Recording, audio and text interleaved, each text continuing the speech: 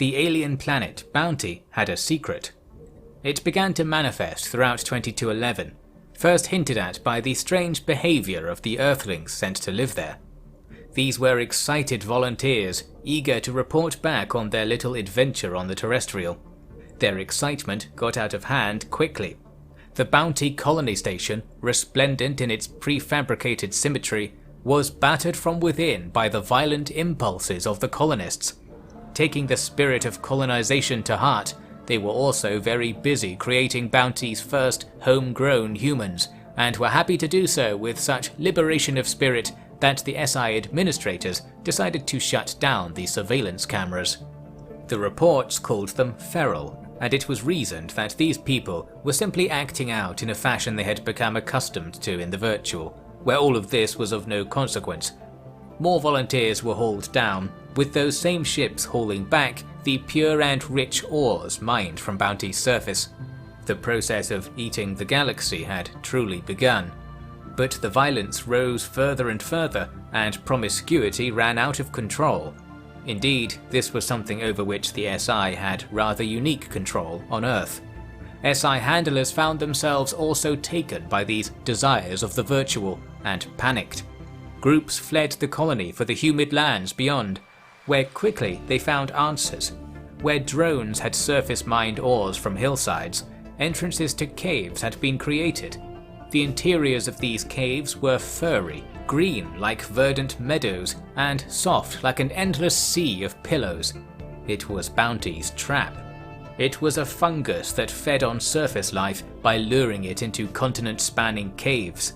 Its spores wafted up and promoted rapid reproduction, more food for the fungus. The colony, of which roughly half had been rendered uninhabitable by fires after New Year's Eve 2213, was sealed off from the world. Sure enough, with filtering and air quality monitoring systems, the humans returned to their dull selves. The whole ordeal was apparently a cure for colonization fever, but the SI had signed them up for 10-year stints at a minimum. There was work to be done, and plenty of newborn mouths to feed. As the fires had burned on Bounty to welcome in 2213, in the deep pit of Io, Pierre Grasser had bathed in the illumination of an alien wonder. The long dig in pursuit of the Black Crown object had led them to a chamber in which the object lay inert. The walls were lined with metal, which reacted with luminescence to the touch of skin. It was found that an electrical current could produce the same effect, and if all the metal plates were charged in such a fashion, the luminescence created a projection in the air. This projection was data, with symbols matching those Captain Yushin had discovered in Murfid. It was the work of the precursors. It took Grasser only a few weeks to summarize what the symbols meant. It was a straightforward design for what she called the Gateway Cannon, a one-way ticket to wherever the Black Crown cared to send you. So then, as 20th century humans had first imagined, it really was a gate. The precursors had carefully included instructions on all the basics, from electric transistors to exotic matter manipulators. They were accounting for all manner of civilizations discovering this buried archive, and clearly wanted to give all of them their one shot through the gate. One shot was all you got. The fuel source for the cannon was to be the Black Crown object, which remained inscrutable. This was now completely beyond the SI's mandate, but a motion to waste good resources on the project passed the People's Forum easily. It was a years-long venture, and was inevitably safely forgotten once that timescale became apparent. Thus the terrestrial fell quiet again, but for the two ongoing reality channels from Kazon 2 and Bounty respectively. Further from home, Captains Yushin and Torres had been exploring the hyperlanes, undertaking years-long expeditions between distant stars. They were starting to piece together another blip on the galactic timeline. Many planets were orbited by artificial debris that was far younger than the 2 million years gone First League. Torres had even discovered writing etched into the surface of a barren planet, etched so large it could be read from space. There was no basis for translation this time, but samples of scorched dirt within the scroll dated the writing to only 5,000 years old. It was scarcely older than humanity's oldest writings. Someone had been roaming the galaxy very recently, but they had not made it even as far as the First League, it seemed. That they had been around while humans were first settling their home planet reignited theories about extraterrestrial involvement in all manner of earthly civilizational achievements. If it was true, then whatever this previous generation of spacefarers had planned for Earth, they had not lasted to see it to fruition. The evidenced lifespan of galactic travelers dropped a few more orders of magnitude. Now, the pessimists argued, humans would be lucky to live to see their old plastic deposits degrade. But things were not so harsh, it was then revealed. The civilization cluttering the galaxy with their floating junk and illegible scrawl was still very much alive and kicking. On the 14th of June 2214, they said hello. It was the only time they would say it. This so-called first contact was an event long awaited in popular imagination, and like most things the cosmos had to offer, lacked flavor in reality. The senders of the terse transmission were priests of the Uvazavani, if the term priest had indeed been correctly translated. They simply acknowledged that the humans were taking to the stars, and briefly explained that their own stars were to be left alone on pain of death. Simple as that. It came with a basic data package explaining, for the most part, rituals of civic life in their culture. It was less an educational tour and more a recommendation for how to live. The Uvazivani took spiritualism very seriously, and it seemed that beyond evangelizing, they wanted nothing to do at all with the humans. A few interesting tidbits were gleaned from their message, however. First, their primary language and stringy engineering style matched up with the writings and ruins from 5,000 years ago. Evidently, the Uvazivani had once been more widespread, yet they had abandoned the riches of their old empire long ago. Secondly, they at one point referred to humans as other children. The child remark could be explained by the relative ages of each society, but the other term came with plenty of implications. Of course, the Uvazivani had nothing to say on what children the humans were other to. So then, beyond a rush of initial interest, the people were again disappointed with the SI's terrestrial tales. There were creatures resembling feathered fish who had ruled an ancient empire, and maybe it was they who built the pyramids for whatever reason, but they'd checked out of the terrestrial drama long ago. A perfect cue for the average human to do the same. There were some among the SI who felt similarly. The eternal chore of keeping the food growing, water flowing, and smiles showing wore down even the hardiest of Earth's overlooked stewards. Such was the origin of the Night Garden Enclave in the Sirius system. It was a colony for people who hated colonies, and other people. On a gloomy planet with long nights, tall buildings were plopped down amid leafless alien trees. It was a calm little purgatory, and from then on, SI members would joke and dream of visiting the Night Garden when things got a bit too hectic. If you worked really hard, the SI would make your dream a reality. An afterlife, if you like. An afterlife where you had to work even harder, but you didn't have to look after any bumbling civilians. Paradiso B. There was one SI scientist who had a different kind of escape in mind. Pierce Shu Suma reported to Earth, responding to the merest hint that the mission to activate the Gateway Cannon would have a human pilot. Clearly this was not required, but Shu volunteered. Never too fond of the terrestrial, or its manic imitation in the virtual, Shu imagined that the gateway would lead to the land of the space amoebas. A true purgatory. She didn't imagine for a moment that there would be a way to come back. Shu met with First Peer Meiji in private, and the next day, Meiji made the rare step of advising the Council of Peers to accept a proposal without sufficient grounds. It was only marginally within their constitutional power, but Shu got her way. The Black Crown object was mounted on the front of a simple frame, dotted with nodes of unthinkably expensive compounds built from the protons up. Inside the frame was an SI ship, packed with a lifetime of supplies and the most powerful transmitters room would allow.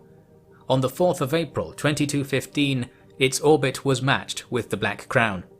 Plenty of humans, Earthlings and otherwise, tuned in to see the event. As Shu steered her encapsulated ship in between the floating claws, the Black Crown object let out a burst of brilliant light. The image of the ship writhed in a purple blur, and sparkling traces of hydrogen speckled the vacuum. After just a few seconds, all was gone. It was an experiment with no answer. The Black Crown worked, or at least it did something, but that was the one chance they'd ever get to see it. Some good data was gleaned by sensors, but the grander mystery was at another dead end. What the people didn't expect as they returned to their lives was that this wasn't the last they would hear of Captain Shu Suma. The SI had placed listening posts in the star systems around Earth, with powerful receivers ready to bring in any information Shu transmitted from wherever the gateway had sent her. But they were picking up something else instead.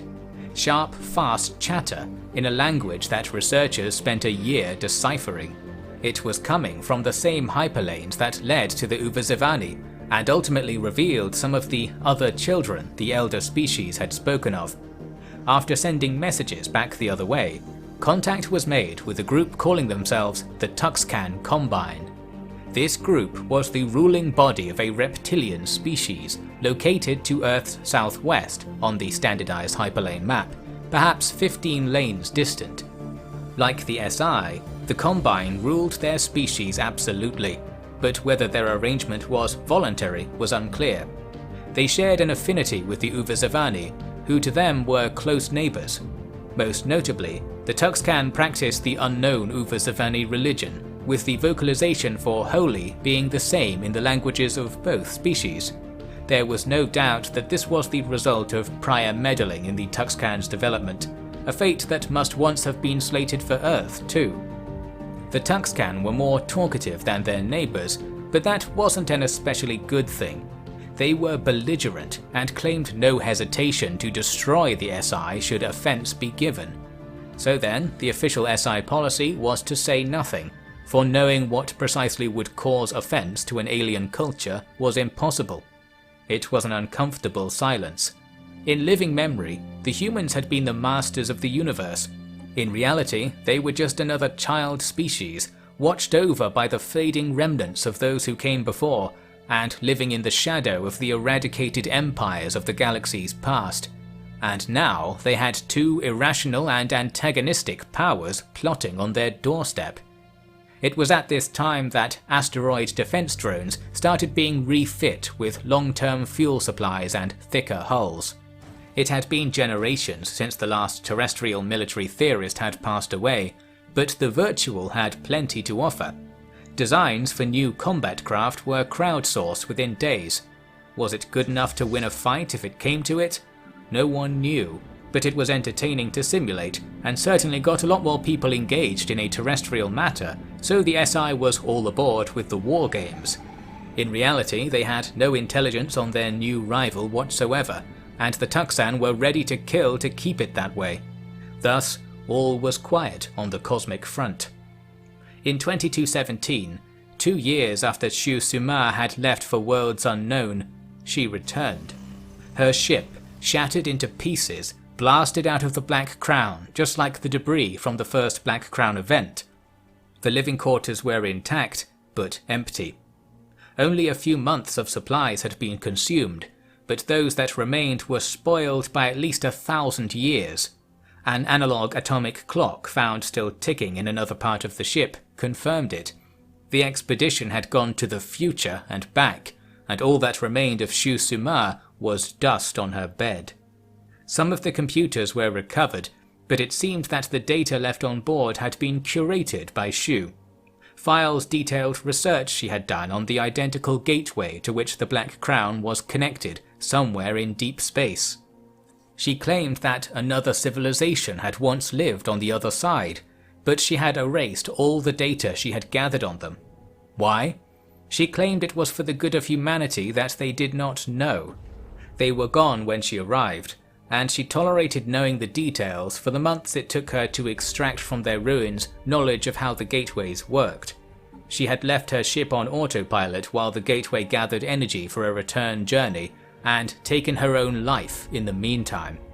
1,000 years passed, and finally the gateway sent her home, in space and time. Clearly she had intended for more files to be available, but some of the storage glass had been destroyed or left on the other side of the gate. The SI extracted incomplete records on how to activate the gateway, and a fragment of a huge series of logs Shu Suma had made.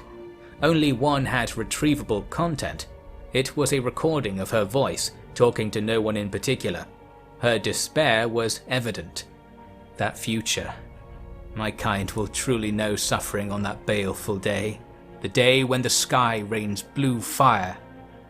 Context in her data implied she had created more messages aimed at the sustainability initiative, but nothing survived. The cryptic diary clip was all they had, and it was not painting a hopeful picture. Inferring outwards, the destroyed other civilization had likely experienced this baleful day of blue fire, and Shu believed firmly that humanity had the same destiny of suffering so great that she could not bear to live and know of it. The fatalist faction within the SI was back on track. Shu Suma's funeral service itself was a bubbling pot of debate, but there was nothing one could pull from the broth. After all, if the doomsayers were right, and some unknown destroyer was absolutely going to step in and cull another flare-up of life in the galaxy, what was the average person to do with that information? This was no god, but a cosmic unknown. There was no negotiation, and much as people wanted to believe that this or that path of action would calm their slayer, there was no reason to believe any of it. This god didn't provide a holy book, just apathetic whispers of doom whenever they got around to it. There was no course of action to make things better, or indeed worse. Shu Suma had one response. The alternative was to do precisely what you could do to tackle the problem: nothing. And, of course, to imagine that a reasonable explanation for all this, and for all the destruction of prior life, and for the continued presence of unspoilt resources all over the galaxy, would come with time. All prior great questions had been answered eventually, after all. Humanity would wait and see if they were destroyed, and mind their own business along the way. This was not the precise wording of the SI report that settled the matter, but it was the spirit. So then, haulers continued to take people and prefabs off to mine alien planets, and the virtual carried on its usual hijinks on its own path of wild, wondrous history. Captain Torres was elected first peer in 2220, on the promise that she would allow expendable resources in the systems around Earth to be processed. Seeing as Earth might not actually last forever, the mandate for infinite sustainability was fading away. Perhaps this decision was the trigger, for it was in that very same year that the deliverers of the baleful blue fire burst from the Black Crown on a collision course with Earth.